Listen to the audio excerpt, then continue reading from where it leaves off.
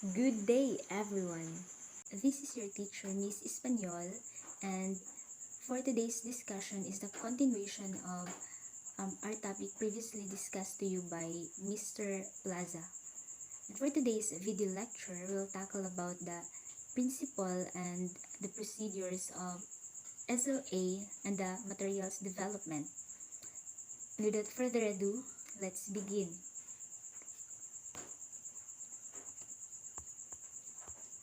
So we have here our lesson introduction. This lesson exposes you to the different principles in second language acquisition, or the SLA, and the principles and procedures of materials development. These principles and procedures will be your guidance in developing your materials in language classroom. Alright. Second language acquisition, or the SLA, is the process by which people acquire and or learn any language in addition to their first language. So after learning the first language, we also have to learn the second language. And these are the principles we have to explore and refer to. So how do we differentiate the first and the second language? Well, usually when we say first language, it is the language where without needed much effort or without thinking about it, while second language needs more effort in learning it. So it is also the name of the academic discipline which study that process. Some SLA researchers use this term acquisition to refer to the informal, subconscious process of gaining a language from exposure. For example, if you're exposed of an Ilocano speaking community before you go to school, probably you already acquired some basic syntax or vocabularies from that community because of that exposure. Like mine, Cebuano is my first language, while Tagalog and English are my second language. And now let's move on to the principles of second language acquisition relevant to the development of materials, compiled by Brian Tomlinson. First class is materials should achieve impact, which means they should have attractive presentation and appealing content to target learners. Materials should help learners to feel at ease, which means text and illustrations in materials should make learners feel comfortable, relaxed, and being supportive. Third one is materials should help learners to develop confidence. It means they should make learners feel successful and push learners to develop their skills. What is being taught should be perceived by learners as relevant and useful. It means materials should convince learners that teaching points are useful, whereby teachers need to find what the learners are interested in. The fifth one is materials should require and facilitate learners' self-investment. They should encourage learners to invest their interest, effort, and attentions. Sixth, learners must be ready to acquire the points being taught, which means using materials to prepare learners to focus on features of target language which they haven't learned yet, so they might be attentive to learn these features. Materials should expose learners to language in authentic use. 8. The learner's attention should be drawn to linguistic features of the input.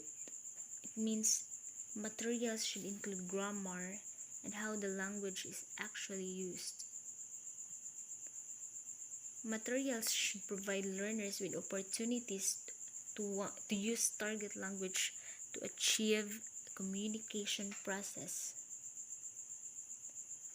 10th, materials should take in account that learners differ in learning style, which means should provide a variety of activities and should support all learning styles such as visual learners, auditory learners, kinesthetic learners, studio learners, experiential learners, analytic learners, global learners, dependent and independent learners.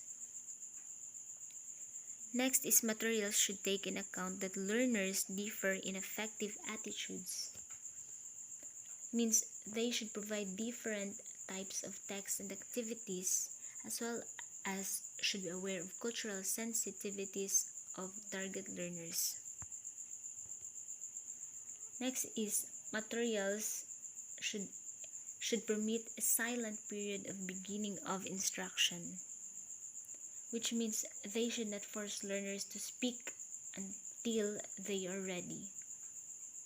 Materials should maximize learning potential by encouraging intellectual, aesthetic, and emotional involvement, which stimulates both right and left brain activities. 14th, materials should not rely too much on controlled practice. They should focus on language used. Lastly, materials should provide opportunities for outcome feedback, especially feedback on the effectiveness of use of language rather than accuracy of language. And now, there are principles in materials development. So we're going to take a look into Bell and Gower in 2011. So Bell and Gower created and crafted these principles in order to guide them in writing and creating materials. So first, the material should be flexible. Second is the materials should definitely have this characteristic of from text to language, and it engage content, and it has natural, and then analytic approach, because the way our materials will be crafted, it should be involved in analytic activities, and then emphasis on review. Next is personalized practice, and then integrated skills, so it incorporates help students fosters their different skills. Next is balance of approaches, learning to learn, and professional respect.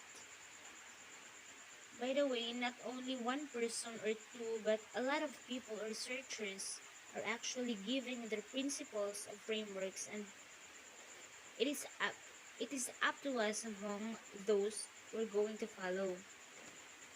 And I chose to put here only the principles of Bell's and Hall's theory.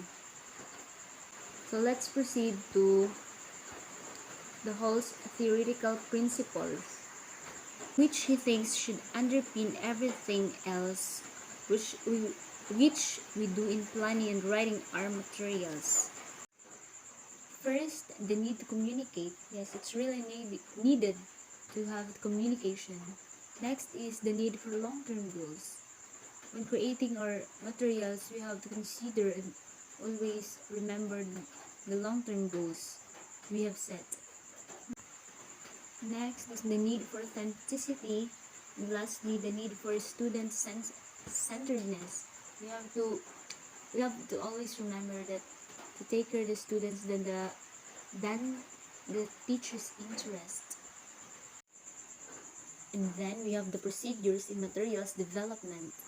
Rusul in 1995. Based on Rusul, there is a lesson format that we can definitely use of the following: A. Starter, B. Input, general information, language focus, and task. And that would be all for this video. Thank you everybody for listening. Bye.